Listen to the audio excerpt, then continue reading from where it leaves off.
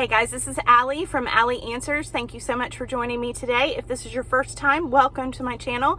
And if you're coming back and you've not subscribed, I hope that you will, and give me a thumbs up and maybe even comment down below, because more people will see the video in that case and more people will be helped. Today we're going to be talking about myths when it comes to hospice. It breaks my heart when someone is afraid and they don't choose to get the help that they deserve and that's already been paid for. So let's get into it. One of the questions that I get often is it true that if my loved one goes on hospice, I'm going to have to take them off all of their meds? So let's talk about this. First of all, some things are going to be determined by the company that you choose. Mine is a very large nationwide company, and as a rule, we do not start pulling people off their meds. As a matter of fact, it is a conversation that is had with the family, with the patient, and the whole idea being that this is your journey, this is your loved one's journey, and it is not something that should be decided for you. However, there are certain medications that may not be covered in our formulary, but that does not mean that the patient cannot continue medications. For example, let's say that we have someone who is 98 years old and they are coming on to service for COPD. In that case, cholesterol medicine may no longer be indicated. However, with most companies, if you wanted to continue to give the patient cholesterol medicine, or if that person wanted to continue cholesterol medication, at that point, then you would pay for it the way that you always had. If you have a prescription plan or if Medicare covers it, it would continue to cover it.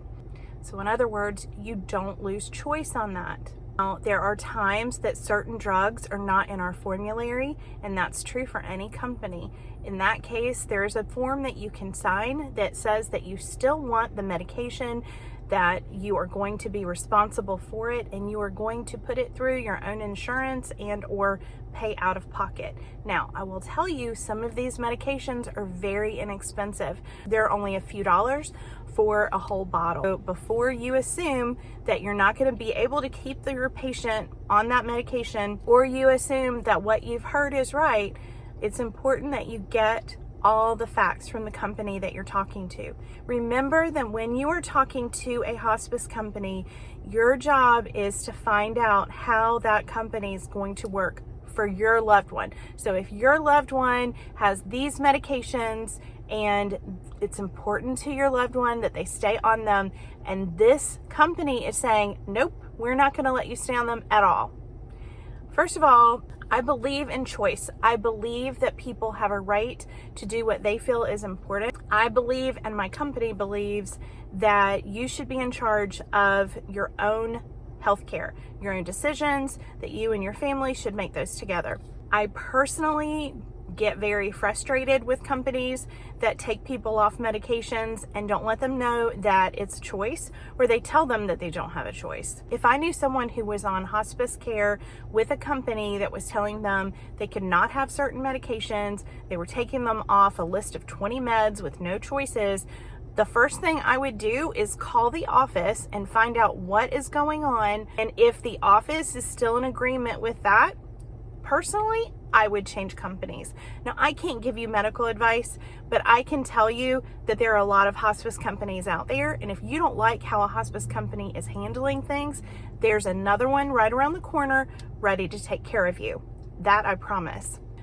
There are some cases where medication is no longer indicated. If the person has cancer, chemo is not going to be covered anymore. So whether that's in a pill form or whether it's in infusion form, it doesn't matter. If it is considered treatment for the diagnosis or for the cancer in this case, then it's not going to be covered. That doesn't mean that the person is coming off all of their meds, but they're going to come off the medications that are designed to kill the cancer.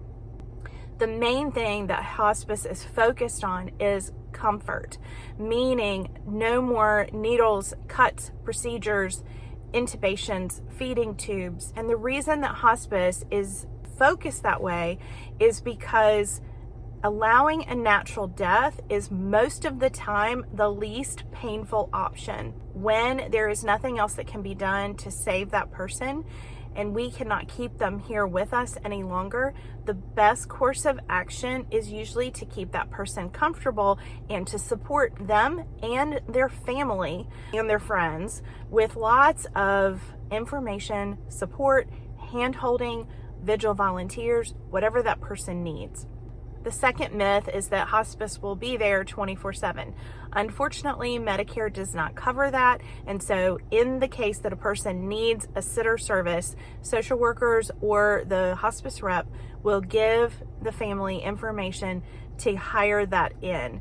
Unfortunately, Medicare does not cover that service, and that doesn't matter if it's under hospice services or without. It's not going to cover it. Long-term care insurance will cover sitting services or companion sitters, and you are free to hire someone from church or a family friend, or you can go through a company. Most people are going to recommend a company because it's licensed, bonded, and insured. So while it is unfortunate, that is something that hospice does not do. The third myth that is extremely false, extremely frustrating to me, is that some people believe that hospice actually hastens death. We don't do that. First of all, it's illegal. We're going to just be business people right now. We're not going to talk about death. We're going to talk about business. When a hospice company signs up a family for hospice, it takes about 10 days on average of that family being on service for the money that comes from Medicare to cover the admission process for that family. So you think about all the things that happen when someone comes on hospice services. If you're not aware, they usually get equipment. So we're talking about rental for hospital bed, wheelchair, walker, bedside commode, over the bed table, perhaps oxygen, shower chair, things like that. We have medications that get ordered. We pay the nurse to come out and see the patient and do an evaluation and spend time with the family. During the first period of time that a person is on hospice, they have to see the chaplain and the social worker.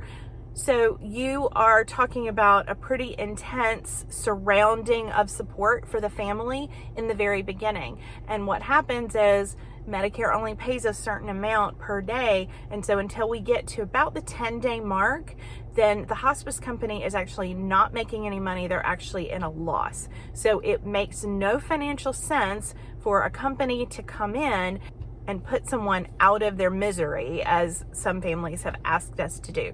We don't do that for a number of reasons. It is illegal, but the other thing is, just practically speaking, from a business point of view, it doesn't make any sense. I've heard the myth enough to know that people have had bad experiences, but I suggest that you do get references and talk to people about who they've used in the past. Know that the majority of nurses out there are going to make you feel comfortable. They're going to go by what you want. They are going to do what is right for the patient. Their main concern is comfort. And the fourth myth is that the final dose of medication kills the patient. Unfortunately, sometimes there are certain illnesses that morphine or fentanyl or other drugs that are really strong, the only thing that will make the patient comfortable. And sometimes people will think that it was that final dose of medication that killed their loved one. And then they feel guilty and they think, oh my goodness, I killed my loved one. That is not the case. The disease process that the person came on hospice for, whether it be cancer or COPD or heart condition or dementia, whatever's happening in their body, the reason they were approved for hospice care, that is what took their life. Now, sometimes people, when they are not comfortable, when they are not at peace, when they are in pain, they're not going to be able to let go and to leave their body. So sometimes it will be at a case where someone just had another dose of meds, that they finally relax and they finally are able to leave their body behind them. It does not mean that that medication killed them. It means that they were comfortable. None of us are going to get out of here alive. All of us are going to pass at some point. A lot of us will not know when it's our time. We may die from something like a car accident or something sudden, but When you have a terminal diagnosis, you can put hospice in place to make sure that there is little to no pain at all, and that you're in the environment that you want to be, or the environment that your loved one wants to be. So if they want to be at home with animals and with loved ones, it can be done, but hospice is how it is done. If you don't have hospice services, most of the time people are going to call 911, and unfortunately a person is going to pass in the hospital, and not under that kind of peaceful condition, because hospitals are trained and the whole purpose of them is to save lives, and they're going to try to save a life even if it is pretty much a lost cause, even if CPR is going to do irreparable damage to a fragile body. So please understand that agreeing to hospice is not agreeing that you're ready for your loved one to go. It is agreeing that you want them to have the best passing possible. Thank you so much for joining me. Have a good day. Bye-bye.